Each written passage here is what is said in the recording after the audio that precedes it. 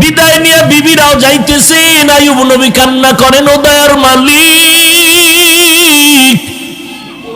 দুনিয়াতে সন্তান যদি মার কাছে মার খায়, বাবার কাছে আশ্রয় নেয়, সন্তানকে যদি বাবায় প্রহার করে মায়ের কাছে আশ্রয় নেয়, শেষ পর্যন্ত প্রত্যেকটা মানুষের জীবনের শেষ পর্যন্ত আপন থাকে আদরের বিবি ছাড়া আর কেউ না। ও দয়ার মালিক, আজ আমার বিবিরাও আমাকে ছেড়ে চলে যায় রে আল্লাহ, আমার মনে কোনো কষ্ট নাই, তোমার কাছে আমার অনুরোধ, তুমি আমাকে ছেড়ে দিও না রে মালিক। দুনিয়ার সবাই আমাকে ছেড়ে দিয়া চলে যায়, তুমি আমাকে ছেড়ে দিও না রে মালিক। আইয়ুব নবী এই কথা মন্তর দিয়ে বলেন, আর চোখ বেয়ে পানির ফোঁটাগুলো গাও বেয়ে পড়তেছে। হঠাৎ করে তাকায় দেখে তার পায়ের কিনারায় একমাত্র বিবি ইউসুফ নবীর কন্যা রহমা। ওই আইয়ুব নবীর একমাত্র বিবি রহমা, গ্রামের মানুষ বলে রহিমা, মূল নাম হলো তার রহমা। ইউসুফ নবীর কন্যা আইয়ুব নবীর পায়ের কিনারায় বসে বসে কান্না করে। আইয়ুব নবী বলে, সবাই গেল, তুমি কেন যাও নাই?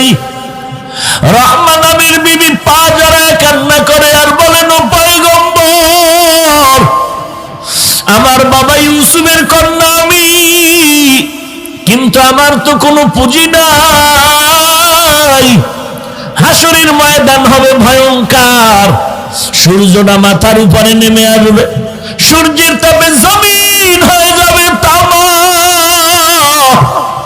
একদিকে জাহান্নামের আওয়াজ, অপরদিকে আমার আল্লাহ তাআলার রাগান্বিত আওয়াজ, লিমানিল মুলকুল ইয়াউম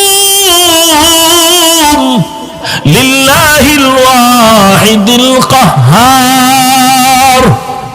এমন পরিণাম ফল হবে ওই কিয়ামতের মাঠ, সূর্যের তাপে গুনাহগারের মাথার মগজগুলো টাস টাস করে ফেটে যাবে, পেটের নাড়ি বুড়ি পায়খানার রাস্তা দিয়ে পড়ে যাবে।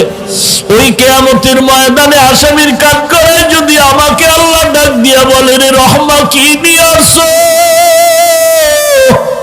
নাজাত পাওয়ার জন্য আমি ওই দিন আল্লাহর কাছে এতটুকু যদি বলতে পারি, ও দয়ার মালিক,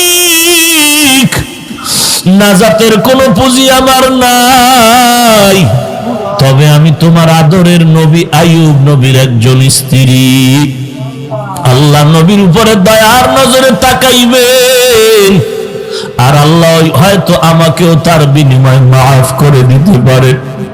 ও নবী, আপনার খেদমতে আমার জীবনটা আমি কোরবান করে দিব রে নবী।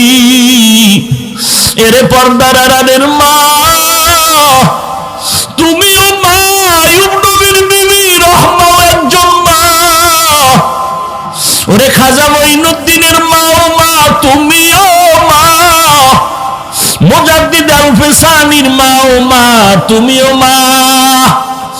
আলেম হাফেজের মা, ও মা, তুমিও মা। এই বৃষ্টির মাঝে বয়ান শুনতে আসো, আমি হাফিজুর রহমানের মা, ও মা, তুমিও মা। এরে আম্মা জানেরা, মনটা কি চায় না একজন আলেমের মা হয়ে কবরে যাবেন? ওই সন্তান আপনার জানাজার ইমামতি করবে, কবরের কিনারায় গিয়া সন্তান মধুর লাহানে আল্লাহর কোরআন তেলাওয়াত করে দোয়া করবে। এর থেকে কি চাও রে মা? কিসের টাকা, কিসের বাড়ি গাড়ির পাগল হয়েছ? স্বামীর খেদমত করো, কোরআন তেলাওয়াত করো, ধৈর্যের সাথে জীবনটা গড়ো, সন্তানগুলোরে আদর্শ মানুষ বানাও, আল্লাহর পরিচয় নিয়ে আল্লাহর গোলামিতে জীবনটারে বিলায়া দাও। আমার মা চাচিদেরকে জীবনে তো দেখলাম না, আমার মা চাচিরা দিনের বেলা বেড়াইতে গেছে, মার্কেটে যাওয়া তো দূরের কথা, রাতের বেলা কোথাও যদি যাইতেন, রাতের বেলাও হাত মোজা পা মোজা লাগায় বোরকা পরে যাইতেন। এরে পর্দার আড়ালের মা,